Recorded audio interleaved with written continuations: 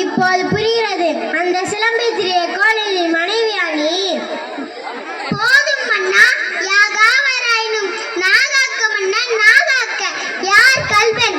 என் கணவனா கல்வன்? இல்லை இல்லை, அவரை கல்வன் என்று குற்றம் சாட்டிய கயவர்களே கல்வர்கள்.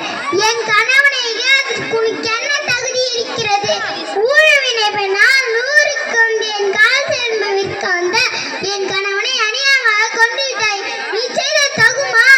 ஆத்திரத்தில் அறிவு கண்ணை மூடிவிடாதே கண்ணகி. மையங்கடமாக பிடிப்பட்டான் உன் கணவன். பெண்ணே போது நிறுத்தி கல்வனை போல கொடுங்கோல் என்று அக்தி ஏற்படு. அக்தர்